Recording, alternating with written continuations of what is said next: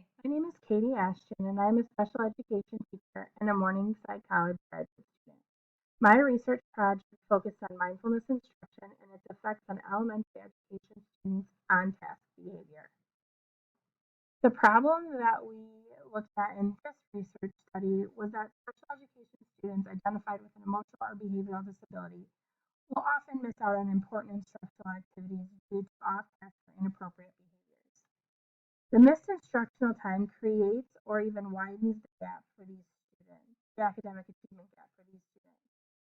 There's been many proposed reasons or theories of why this gap happens, but a more recent theory is that students identified as having an emotional or behavioral disability lack self-regulation skills. In this study, we will analyze the effect of mindfulness instruction on students identified for special education. What exactly is the difference between general education and special education? General education, students are placed in their grade levels based on their chronological age. They receive core instruction that focuses on teaching skills that are developmentally appropriate, and the instruction is provided to the general population of students at each grade level. Special education is instruction that is individualized to meet the specific needs of one student, specifically a student who is identified as having a disability or who displays a significant discrepancy from typically developing same-age peers. IDEA 2014 defines special education as a specially designed instruction provided freely that meets the individual needs of a child with a disability. There are 14 specific disability categories that IDEA specifies. They each detail an area of need which has an adverse effect or impact on the child's educational achievement. The disability area we will look closely at during this study is that of emotional disturbance. Students with emotional or behavioral disabilities qualify under this IDEA category and have or exhibit one or more of the following characteristics: an inability to learn that cannot be explained by intellectual, sensory, or health factors, an inability to maintain satisfactory relationships with peers and teachers, and displaying inappropriate types of behaviors or feelings under normal circumstances, have a general or pervasive mood of unhappiness or depression, or have a tendency to develop physical symptoms or fears associated with school performance or school problems. Students with emotional and behavioral disabilities often has a negative impact on their school performance. Various studies have documented a link between students with emotional and behavioral disabilities and failing school performance. Students with emotional and behavioral disabilities often miss out on important instructional activities due to their inappropriate behaviors, which can include impulsivity and aggression, or social withdrawal or isolation. Academic achievement is closely linked to the amount of instruction they are actively engaged in. So failure to be actively engaged in instruction results in deficits of essential skills, creates lower grades, and poorer performance on competency tests. Students with emotional and behavioral disabilities experience higher rates of disciplinary actions, which removes them from instructional opportunities that non-disabled peers have access to. What is the reason for this discrepancy? Self-regulation. Self-regulation is a person's ability to control their thoughts, feelings, and behaviors. Students identified with emotional and behavioral disability lack self-regulation skills. Self-regulatory behaviors can be linked to higher academic and social achievement because it helps the student create awareness of how our emotions can have an impact on our behavior. Students who have the ability to self-regulate are academically and socially more effective than those who are deficient in these skills. How do we close this achievement gap? Simple. We need to improve self-regulation. Improved self-regulation helps with impulsive behaviors, staying calm, and it increases focus. Explicit instruction is essential to help students acquire these needed skills. Numerous evidence-based interventions have been developed that target self-regulation. This study will focus on mindfulness instruction and its effects on the self-regulation skills. Mindfulness. What is it? Well, the practice of mindfulness originated from the Buddhist practice of meditation. and it can be defined as a practice of purposeful attention with an emphasis on being non-judgmentally present in the moment. Past research into mindfulness has come in the form in many shapes and forms. It started in the area with adults using mindfulness cognitive-based behavioral therapy, and it was used with adults to treat the reduction of stress. The results of this study indicated a positive result in the participants' attentional responses. This study propelled further research in the area of mindfulness-based interventions with other populations, which included a 6-week study completed in a clinical setting with 7 and 8-year-olds. This study was done with students who struggle with anxiety, suggested that mindfulness-based therapy was more effective than traditional therapy models. Results from the measures indicated participant improvement in one or more of all the assessed areas.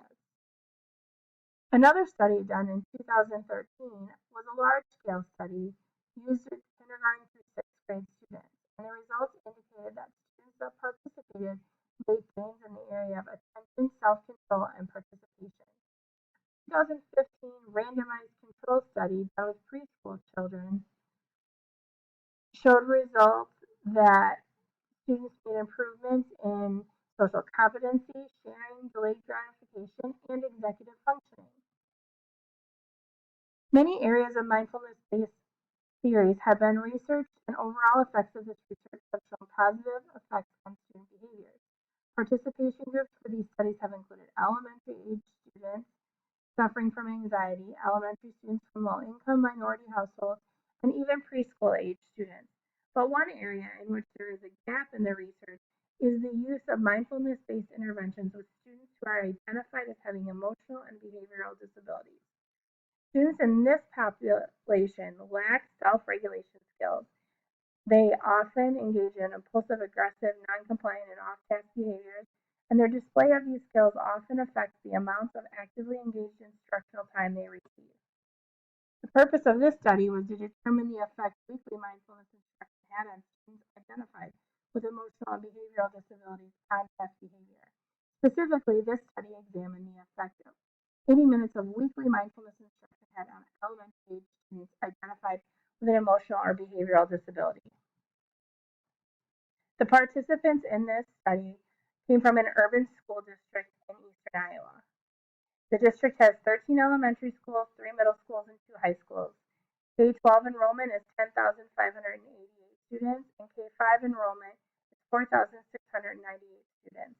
13% of the students enrolled in the district were entitled for special education services. The students attended one of the 13 elementary schools in the district. Their elementary school had an enrollment of 309 students, and 21% of the population was entitled for special education. The students were program placed in a therapeutic learning classroom, and participants attending building was designated as a Title I school. This study had a sample size that included 2 third-grade students entitled for special education in the area of emotional and behavioral disabilities. Both participants were male, and the mean chronological age was 9.5 years. Participation was voluntary, and no incentives were offered. This was a 12-week study conducted in the fall of the 2016-2017 school year. It was a single study research design using an AV-AV format. In baseline phases of the study, data was collected weekly, but no instruction was received. During treatment phases of the study, participants received 80 minutes of weekly mindfulness instruction, 10 minutes of daily breathing and attentive listening activities, 3 15-minute lessons weekly, 3 15-minute lessons weekly. Lessons focused on self-awareness, social awareness, self-control, decision-making, and relationships. Data continued to be collected weekly during this phase of the study. The measures used in this study included the dynamic indicators of basic early literacy skills. The oral reading fluency progress monitoring passages were used, and the percentage of words read accurate was the scale that was used to monitor student progress. State documentation data sheet for physical confinement and restraint. Per Iowa law, each time a student is physically confined from peers or a setting which they intended to go, then the documentation of this confinement must occur. And a teacher-created checklist. The checklist was used to measure on-task behavior during small groups for one-to-one reading instruction. The checklist was completed daily and the mean average was calculated weekly. The checklist monitored attending to task and participating in class. This teacher-created measure had an inter-rater reliability as it was only completed by the researcher. Dependent t-test analysis was done to compare the on-task behavior of elementary school students who are identified as having an emotional or behavioral disability. Before receiving an 80-minute weekly mindfulness instruction and after receiving that 80-minute weekly mindfulness instruction intervention. The dependent t-test analysis was completed with each of the three measures utilized in the study. Dependent t-test analysis for the Dibbles measure yielded a p-value of 0.37 after 6 weeks of intervention. A reasonable assumption can be made that the intervention had a positive effect on fluency. For the physical confinement data, a p-value result after 6 weeks of engaging in the intervention was 0.5. Therefore, it can be assumed that the intervention had a positive effect on decreasing the amount of time students were in confinement. And results from the t-test samples for the teacher-created checklist comparing percentage of time on task after 6 weeks was 0.097. With this p-value, it can be assumed the intervention increased time on task. This chart shows mean scores for each of the measures used. Dibbles scores increased, seclusion scores decreased, and percentage of time on task from the teacher checklist also increased. The original hypothesis stated that participants who received weekly mindfulness instruction would show an increase in on-task behaviors. Results from each of the three measures indicate that mindfulness instruction can help create a positive correlation between increased on-task behavior. Previous studies in the area of mindfulness found a positive correlation between mindfulness practice and increased self-regulation skills.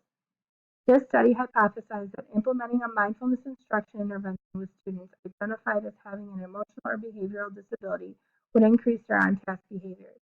Results from the measure in this study indicate that 80 minutes of weekly mindfulness instruction correlates to an increase in time on task. And the results from this study correlate to that of previous studies in the area of mindfulness and support the continued use and study of mindfulness in the classroom setting. Implication: the use of mindfulness instruction can help increase students' time on task. Mindfulness instruction could have a similar effect on the other population of students. Classroom teachers can use these findings to help support students struggling to stay on task. And mindfulness interventions could be used to support student learning by teaching strategies that help sustain focus. Study limitations included a small sample size. 2 participants is not big enough population to determine the effect of this type of intervention would have in a large-scale study. A short implementation period. 12 weeks is a relatively short period of time to learn and generalize a new skill. Time sampling, data collection of data during only small instruction time does not allow for researchers to see the effects of the intervention throughout the school day. And confounding variables, participants are part of a program that provides self-regulation instruction throughout the school day, and both participants take medication to aid with attention and mood. Future research recommendations would be that the limitations of this study lend the following suggestions to future research. Use a larger sample size, increase timeline, increase both the baseline phase and the treatment phase of the study, collect data over a longer portion of the school day, vary participant qualifications, special education and general education students, change in the study design, change from a single study design to maybe a controlled trial.